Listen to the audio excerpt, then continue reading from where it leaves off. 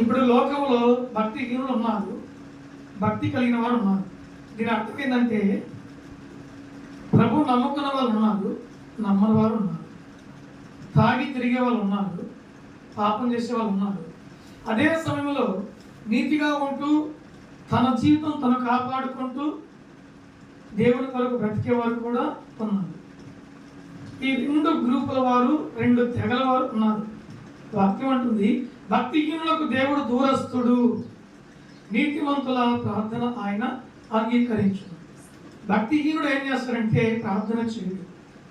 ఉదయం లేచిన దగ్గర నుండి సంపాదించే ఆలోచన కలిగి ఉంటాడు.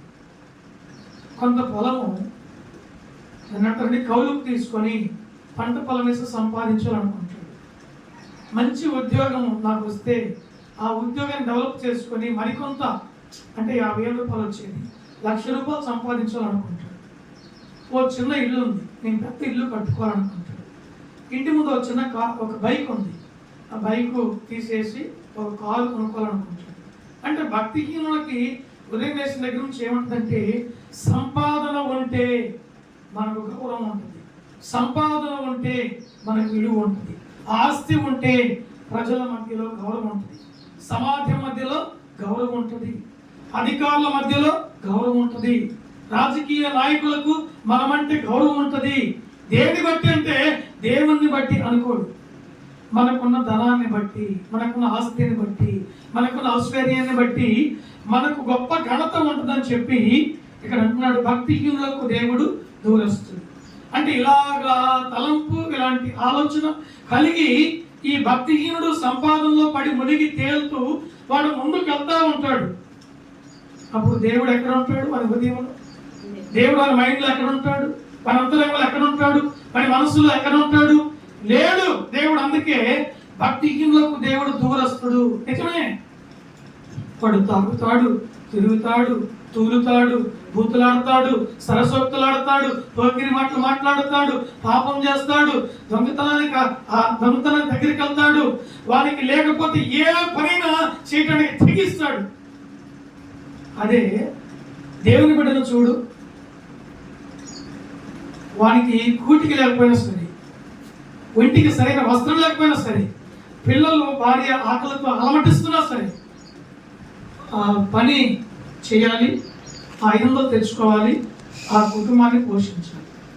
వాడు ఆ పనిని మించి ఒక దొంగతనం చేయాలన్నా, ఒక స్నేహితుని మోసం చేయాలన్నా, ఒకరి దగ్గరికి వెళ్ళి అబద్ధమాడ 10,000 అప్పు తీసుకురావాలన్నా, ఒక పని మోసం చేసి ముందుకు తీసుకెళ్లాలన్నా దేవుని యొక్క బిడ్డ మనసు ఒప్పదు.